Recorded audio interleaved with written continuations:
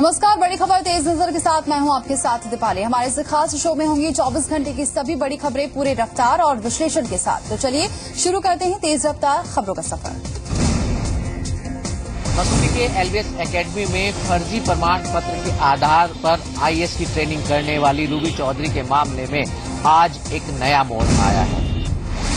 एक रोज पहले रूबी चौधरी को पुलिस ने गिरफ्तार किया था और आज रूबी चौधरी का मेडिकल कराने के बाद कोर्ट में पेश किया गया। कोर्ट में दोनों पक्षों की जिरह सुनने के बाद 14 दिन की न्यायिक हिरासत में रूबी चौधरी को जेल भेज दिया गया है। यानी अब एसडीएम के परिचय पत्र के आधार पर ट्रेनिंग करने वाली रूबी चौधरी सलाखों के पीछे पहुंच गई है।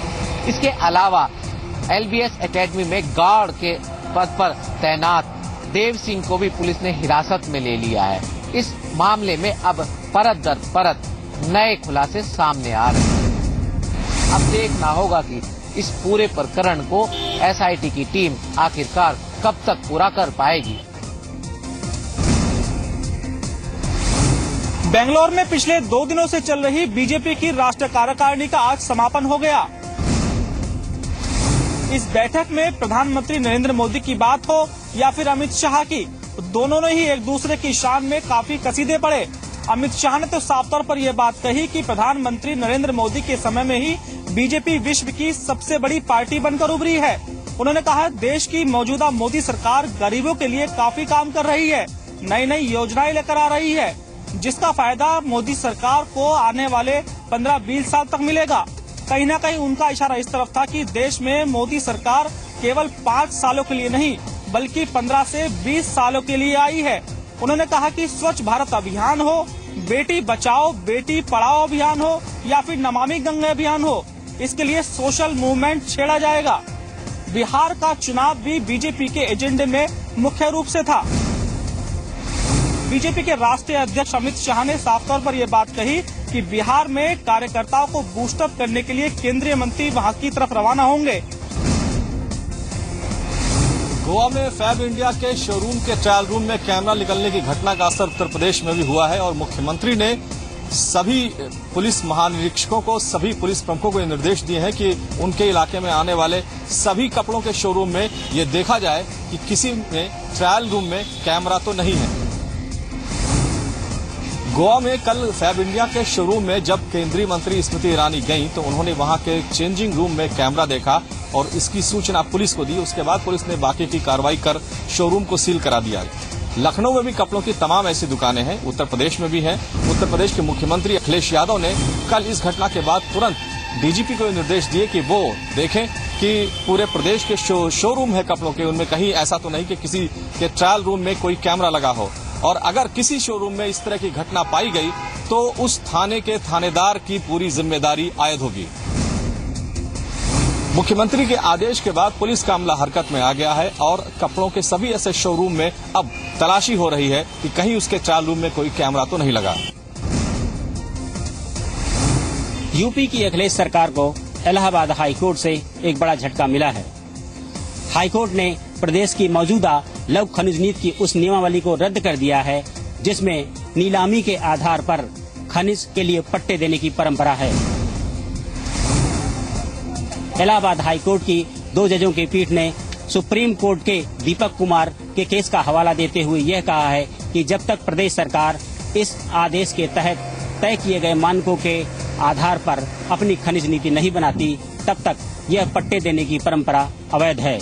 इलाहाबाद के गुलाब चंद मिश्रा एवं अन्य की याचिकाओं पर सुनवाई करते हुए कोर्ट ने यह आदेश दिया है। कोर्ट ने कहा है कि 22 अक्टूबर 2014 को प्रदेश सरकार द्वारा जारी अधिसूचना के तहत भी तब तक खनिज के पट्टे अलॉट नहीं किए जाएंगे जब तक कि पर्यावरण प्रदूषण के जो निश्चित मानक हैं उसको लेकर के सक्षम अधिकारी की तरफ से एक लिखित अनुमति पत्र हासिल नहीं कर लिया जाता।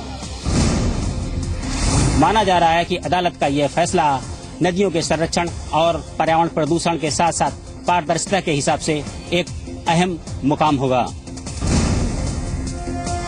देवरिया के अंसारी रोड स्थित सेंट्रल बैंक ऑफ इंडिया से 2,70,70,000 रुपए चोरी का सनसनीखेज मामला सामने आया है। मामले की सूचना पर बैंक पहुंचे गोरखपुर रेंज के आईजी और डीआईजी ने रिकॉर्ड में रुपया पूरा पाया है, जबकि चेस्ट रूम के अधिकारी का कहना है कि रुपया चेस्ट रूम से बाहर रखा और रुपए की सुरक्षा में तैनात सिपाही फरार है और रुपया गायब है, जिसके बाद सिपाही की तलाश की जा रही है। शुरुआती जांच में चोरी के इस मामले में बैंक कर्मी और सिपाही संदेह के घेरे में हैं।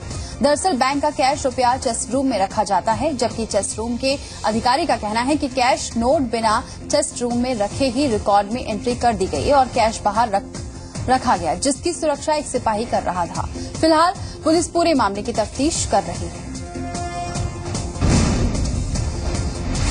उत्तर प्रदेश के मुख्यमंत्री अखिलेश यादव ने आज मेरठ में मुलायम सिंह यादव मेडिकल कॉलेज का शिलान्यास किया। खरगोदा के लालपुर गांव पहुंचे अखिलेश यादव ने मेडिकल कॉलेज के शिलान्यास के साथ साथ विकास की 110 करोड़ की योजनाओं का लोकार्पण भी किया। इस दौरान सभा को संबोधित करते हुए उन्होंने अपनी सरकार की जमकर तारीफ की, वहीं किसानों को आश्वासन की मीठी गुट्टी पिलाई। खराब मौसम के बावजूद दिल्ली से सड़क मार्ग से पहुंचे सीएम ने गन्ना किसानों का बकाया जल्द दिलवाने की बात कही। वहीं मंच से बोलते हुए आजम खान ने निशाने पर मोदी को लिया, साथ ही केंद्र सरकार की भी जमकर खिंचाई की। विधानसभा चुनाव में अभी 2 साल का वक्त है, लेकिन शायद सियासी जमीन की तलाश में सपा सरकार पश्चिम की ओर देखो की नीति पर चल रही है। तभी शायद एक पखवाड़े में सीएम तीसरी बार इस इलाके का रुख कर रहे हैं। वाराणसी में एसपी के महानगर अध्यक्ष राजकुमार जायसवाल का लल्लापुरा चौक के इंचार्ज रामशरीफ गौतम को धमकी देने वाला ऑडियो क्लिप सामने आया है। इस क्लिप में राजकुमार जायसवाल चौक के इंचार्ज को जीभ काट लेने की धमकी दे रहे हैं। इसके अलावा राजकुमार जायसवाल ने धमकी भरे लहजे में कहा कि तुमको कई बार सुधरने का मौका दिया, लेकिन तुम सुधर नहीं रहे हो। चौकी इंचार्ज ने राजकुमार जायसवाल की फोन पर दी धमकी को रिकॉर्ड कर लिया। एसपी महानगर अध्यक्ष राजकुमार जायसवाल ने धमकी देने की बात से इनकार किया है। आरोप है कि एसपी नेता के ही कहने पर चौकी इंचार्ज को 1 अप्रैल को लाइन हाजिर कर दिया गया था। पुलिस के आला अधिकारी इस घटना की जानकारी न होने की बात कह रहे हैं। अब देखना होगा कि प्रदेश के सीएम अखिलेश यादव अपने इस चहेते नेता पर क्या कार्रवाई करते हैं। नोएडा के सेक्टर 56 स्थित सैमरोक प्ले स्कूल में एक 3 साल की बच्ची के साथ स्कूल स्टाफ द्वारा छेड़छाड़ का मामला सामने आया है। घटना के सामने आने के बाद पीड़ित परिवार ने थाना सेक्टर 58 में स्कूल प्रशासन के खिलाफ एफआईआर दर्ज करा दी है। वहीं पुलिस ने इस मामले में पीड़ित बच्ची का मेडिकल कराकर जांच शुरू कर दी है। अभी तक पुलिस अधिकारियों की माने तो आधा दर्जन लोगों से पूछताछ पुलिस कर चुकी है और जो स्कूल के स्टाफ में खाना खिलाने वाले के अलावा वहां गार्ड और जो भी मेल वर्कर हैं उन सबसे पूछताछ की जा रही है। साथ ही साथ ये भी खुलासा हुआ है कि स्कूल के अंदर सीसीटीवी कैमरे जो लगे हुए थे वो वर्किंग नहीं थे और दिन में वर्किंग आवर में जब वहां स्कूल की तमाम टीचर मौजूद थी उसी समय उस जो भी शख्स था बच्ची के साथ छेड़छाड़ करने वाला उसने इस तरीके की वारदात को कैसे अंजाम दिया। तो तमाम पहलू को लेकर पुलिस जांच की बात कर रही है। पुलिस अधिकारियों का कहना यह है कि जल्द से जल्द जो भी आरोपी होगा उसके खिलाफ कार्रवाई की जाएगी। स्कूल प्रशासन से हमने इस मामले में बातचीत करने की कोशिश की, लेकिन स्कूल प्रशासन की तरफ से कोई भी जवाब देने को सामने नहीं आया। जिस खाकी के कंधों पर जनता की हिफाजत का जिम्मा होता है वो अगर खुद नशे में हो तो उस खाकी से सुरक्षा की उम्मीद करना बेईमानी होगा। तस्वीरें यूपी के हापुड़ की हैं, जहां आनंदपुरा चौराहे पर यूपी पुलिस नशे में झूमती नजर आई। तस्वीरों में आप साफ देख सकते हैं कि कैसे पुलिस का ये जवान शराब के नशे में धुत है।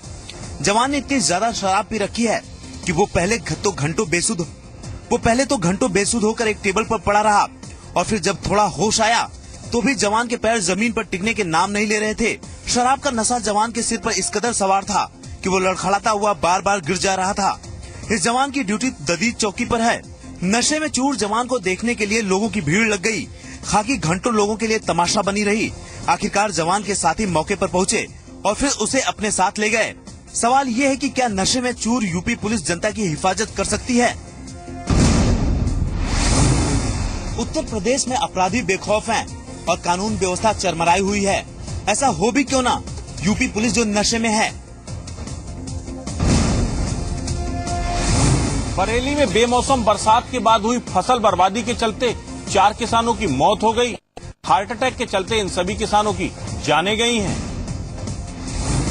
बेमौसमी बरसात किसानों के लिए जानलेवा साबित हो रही है। मामला बरेली का है, जहां 4 किसानों की फसल बर्बाद हो गई और इस सदमे को बर्दाश्त न कर पाने के चलते उनकी मौत हो गई। इन किसानों के पास नाम मात्र ही जमीन थी, जिसके जरिए वे अपना परिवार का गुजारा चला रहे थे। किसानों पर बैंक का कर्ज था जिसे फसल बर्बादी के बाद वो चुकाने में असमर्थ थे। जिन किसानों की मौत हुई है उसमें संतोषपुर गांव के रामस्वरूप, गांव बजरिया के वहीद अहमद, शेखपुरा गांव के इरशाद अहमद और गैनी गांव के भूरा शामिल हैं। इससे पहले भी बरेली में 4 किसानों की मौत हो चुकी है। अन्नदाता मजबूरी और सदमे में लगातार मौत का शिकार हो रहा है और सरकारें हाथ पर हाथ धरे बैठी हैं, बजाय इसके कि इनको कुछ मुआवजा दिया जाए। उत्तर प्रदेश में बेमौसम बारिश से फसलों के नुकसान होने का सिलसिला जारी है और अब तो किसानों के सदमे से मौत होने की खबरें भी आने लगी हैं। प्रदेश में लगातार बेमौसम बारिश हो रही है, कहीं कहीं ओलावृष्टि भी हो रही है और उसकी वजह से फसलों को काफी नुकसान हो रहा है। सरकार का दावा है कि उसने मुआवजा देने में कोई देरी नहीं की, लेकिन सरकार के लिए मुश्किल ये है कि जिन किसानों की मौत सदमे की या हार्ट अटैक की वजह से हो रही है, उनको मुआवजा देने का सरकार के पास कोई प्रावधान नहीं है। मुख्य सचिव आलोक रंजन ने कहा कि मुआवजा देने में कोई देरी नहीं हो रही है और लगातार उसकी निगाह हालात पर बनी हुई है। जैसे ही और आकलन की खबरें आएंगी, रिपोर्ट आएंगी, मुआवजा फौरन दे दिया जाएगा। उत्तर प्रदेश में जिस तरह से फसलों को नुकसान हुआ है उससे आने वाले दिनों में महंगाई की आशंका भी बढ़ गई है। दूसरी ओर अगले हफ्ते केंद्र की टीम भी उत्तर प्रदेश में आने वाली है, जो यहां से हुई फसलों के नुकसान का आकलन करेगी। पहले कच्ची फसल, फिर पक्की फसल, पहले खेत में और अब खलिहान में फसल पूरी तरह से बर्बाद हो गई है। ये बारिश नहीं, कुदरत का कहर है और किसानों के लिए तबाही है। फसल पूरी तरह से बर्बाद हुई, सरसों में फूल नहीं लगे, गेहूं की फसल खेत में सही से न खड़ी हो पाई और न ही पक पाई। अब तो जो बाकी फसल है वो खलिहान तक भी नहीं पहुंच पाएगी। इन खेतों को देख के ये अंदाजा लगाया जा सकता है कि कैसे फसलें बर्बाद हुई हैं। कुछ कहने की जरूरत नहीं है। अलग अलग राज्यों में कई जगहों पे बारिश हुई। उत्तर प्रदेश के कई जिलों में बारिश हुई। उत्तर प्रदेश के मथुरा की बात करें तो बारिश और ओलों के चलते किसानों की फसल पूरी तरह से बर्बाद हुई। बीती रात अचानक हुई बारिश और ओलों के चलते खेतों में खड़ी फसलें बर्बाद हो गयी, जिसके चलते किसानों को काफी नुकसान उठाना पड़ा। करीब आधे घंटे तक ओलों की बरसात के चलते सड़कों पर खड़ी गाड़ियों के शीशे टूट गए। इस दौरान ओलों की चपेट में आए लोग भी घायल हो गए। सर, ये ना तो कोई सरकार वाले आते हैं, ना मुआवजा वाला कोई आता है। यहाँ पे तो कोई आता ही नहीं है पूछने कसने के लिए। वोट मांगने सारे बंदे आ जाते हैं और फसल के बारे में कोई नहीं आता। वैसे सुनते ही नो कि तुम्हारे को मुआवजा मिलेगा, मगर अभी तक तो सर कोई आया नहीं हमारे पास। बारिश है कि रुकने का नाम नहीं ले रही, तो किसान पूरी तरह से बर्बाद हो चुका है। प्रशासन इस नुकसान का आकलन नहीं कर सकता और न ही भरपाई कर सकता है। अब तो सब कुछ राम भरोसे है, क्योंकि बारिश ने जिन किसानों को मारा है ये उनकी आजीविका थी जो पूरी तरह से बर्बाद हो चुकी है। मथुरा में यमुना एक्सप्रेसवे पर आज किसानों ने जाम लगा दिया। ये किसान फसल बर्बाद होने के चलते सरकार से मुआवजे की मांग कर रहे थे। बेमौसम बारिश और ओले गिरने से बर्बाद हुई फसल के चलते किसानों के सब्र का बांध टूट गया और यमुना एक्सप्रेसवे पर किसानों ने माइलस्टोन नंबर 4 पर जाम लगा दिया। किसान बर्बाद हुई फसल के लिए प्रशासन से मुआवजे की मांग कर रहे थे। जाम की सूचना मिलते ही प्रशासन के हाथ पांव फूल गए। आनन फानन में एसडीएम मौके पर पहुंचे और किसानों को समझा बुझाकर जाम खोलने की अपील की। प्रशासन के भरोसे के बाद आखिरकार किसानों ने जाम खोल दिया। किसानों ने प्रति एकड़ बर्बाद हुई फसल के लिए 15,000 रुपए की मांग की है।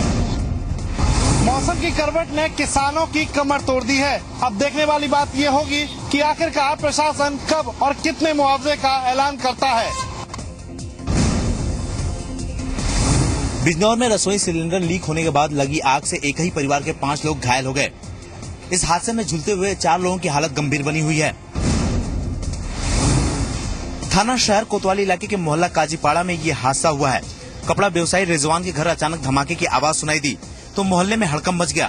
मौके पर जाकर लोगों ने देखा तो रिजवान का परिवार आग से झुलसा हुआ था। मोहल्ले के लोगों ने रिजवान समेत उनके परिवार को जिला अस्पताल में भर्ती करवाया, जहां बच्चे की हालत नाजुक बनी हुई है। परिवार के मुताबिक गैस लीक होने के बाद चूल्हा जलाते समय यह हादसा हुआ है।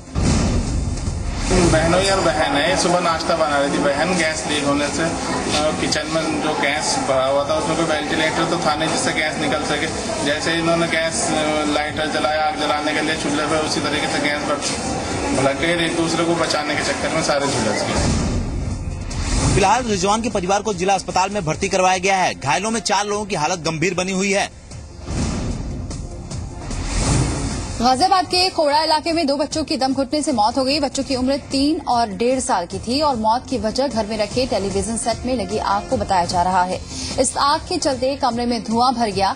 आसपास के लोगों ने कमरे से धुआं निकलते देखा तो घर के बाकी लोगों को आवाज दी, जिसके बाद कमरे का दरवाजा खोलकर बच्चों को अस्पताल ले जाया गया, जहां डॉक्टर्स ने दोनों बच्चों को मृत घोषित कर दिया है। इस घटना के बाद परिवार में मातम पसरा हुआ है। ताजमहल परिसर में अब पर्यटक एक ही टिकट पर पूरे दिन ताजमहल का दीदार नहीं कर सकेंगे। दरअसल सरकार अब ताजमहल की टिकट को महज 2 घंटे सीमा तय करने पर विचार कर रही है।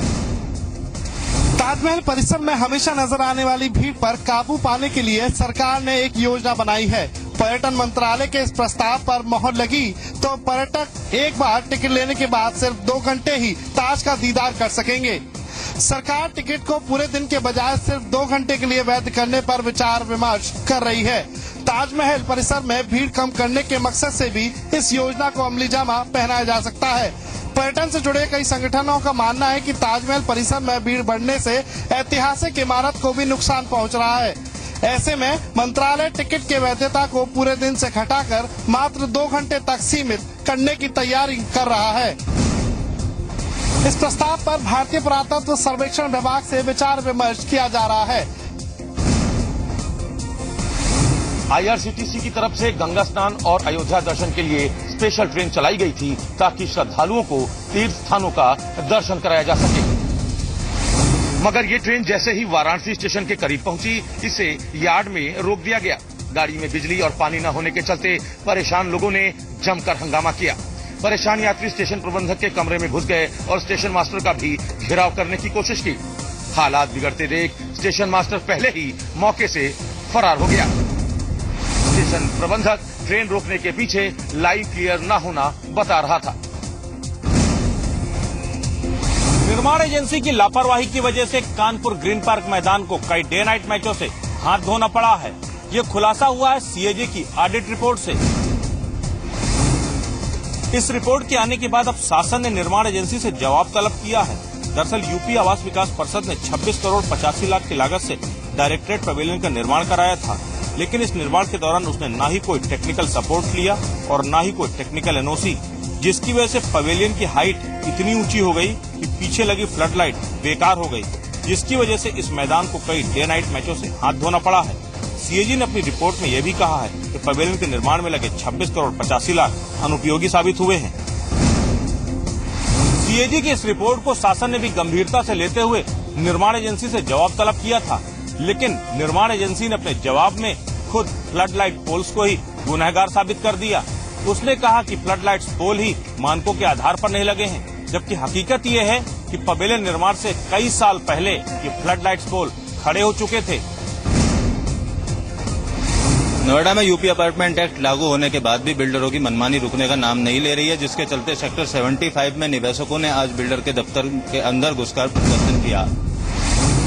एहतियातन पुलिस फोर्स को तैनात जरूर कर दिया गया है, लेकिन जो निवेशक हैं उनका आरोप है कि 2010 में यहां पर उन्होंने इस प्रोजेक्ट में अपना घर बुक कराया था, लेकिन लगातार बिल्डर अपनी मनमानी कर रहा है। 2013 में पोजीशन देना था, लेकिन 2015 में अभी तक जो प्रोजेक्ट है वो बनकर तैयार नहीं हुआ है, जिसके चलते कई बार बिल्डर से मिलने के बाद भी समस्या का समाधान नहीं हुआ है। दूसरी तरफ प्राधिकरण के अधिकारी भी यूपी अपार्टमेंट एक्ट लागू होने के बाद कोई कदम उठाने को तैयार नहीं है। फिलहाल इस प्रदर्शन को देखते हुए एहतियातन यहाँ पर दमकल की गाड़ियां और पुलिस फोर्स को तैनात कर दिया गया। 90% तक की हम लोग पेमेंट कर चुके हैं और उसके बाद हम लोगों को 13 मिड में और 13 दिसंबर तक हम लोगों को अलग अलग पोजीशन टाइम्स हैं जिसमें हमको पोजीशंस मिलने थे। बिल्डर ने अभी तक पोजीशंस नहीं दिए हैं। पोजीशंस के अगेंस्ट में बिल्डर हमसे एक्स्ट्रा इंक्रीज्ड एरिया की डिमांड कर रहा है, जो कि इंक्रीज्ड हुआ ही नहीं है। साफ तौर पर ये कहना है कि जब तक बिल्डर आकर कोई आश्वासन नहीं देता तब तक वो इसी तरीके से प्रदर्शन लगातार करते रहेंगे। उत्तर प्रदेश में ब्लॉक स्तर पर विशेषज्ञ डॉक्टरों की सेवाएं 24 घंटे 7 दिन देने का वादा हवा हवाई है। प्रांतीय मेडिकल सेवा संघ के महाधिवेशन के पहले दिन आज इस विषय पर जमकर चर्चा हुई।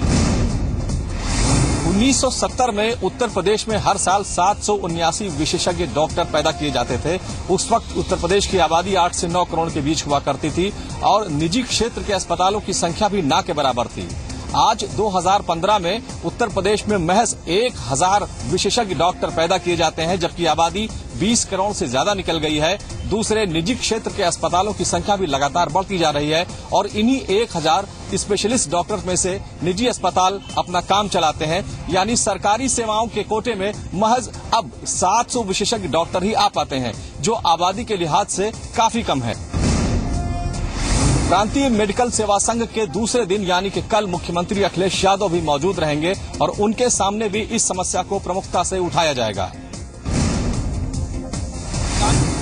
यातायात को दुरुस्त करने के लिए अब इंडियन मेडिकल एसोसिएशन आगे आया है।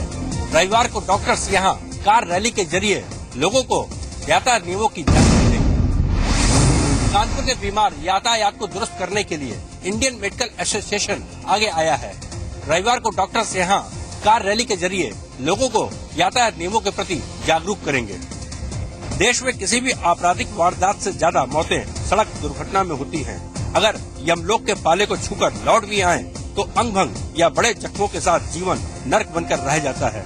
इंडियन मेडिकल एसोसिएशन अब लोगों को यातायात नियमों के उल्लंघन से होने वाले नुकसान से आगाह करेगा। कानपुर पुलिस के आह्वान पर डॉक्टर्स ने लोगों को जागरूक बनाने का बीड़ा उठाया है। पहले चरण में रविवार को कार रैली के जरिए लोगों को दुर्घटना से बचने के तौर तरीके सिखाए जाएंगे। तो अब तक जो डॉक्टर्स लोगों को बीमारी से बचने या ठीक होने के लिए नुस्खे बताया करते थे, तो क्या अब वही डॉक्टर्स लोगों को यातायात नियमों की डोज भी देंगे? शामली के कैराना कोतवाली के मलकपुर गांव में वन विभाग की जमीन पर रह रहे दंगा पीड़ितों पर प्रशासन का बुलडोजर चला है। वन विभाग ने प्रशासन के साथ मिलकर सैकड़ों झोपड़ियों को उजाड़ दिया है। वन विभाग और एसडीएम के मुताबिक ये लोग अवैध रूप से कब्जा करके रह रहे हैं। आपको बता दें कि मुजफ्फरनगर में दंगे के दौरान हजारों लोग अपने घर छोड़कर दूसरी जगह बस गए थे। पहले भी इन लोगों को कई बार इसमें चेतावनी दी जा चुकी है, पत्राचार के माध्यम से भी, और पिछले हफ्ते भी चेतावनी दी गई थी, आखिरी चेतावनी कि सभी अपने यहाँ पे जितने भी अनाधिकृत आवास बनाए हुए उनको हटा लिया जाए। उसके बाद इनकी कार्रवाई की भी अनुशंसा उसी दिन कर दी गई थी एडिशनल एसपी साहब और एडीएम साहब ने, और आज उसी संदर्भ में कार्रवाई की जा रही है।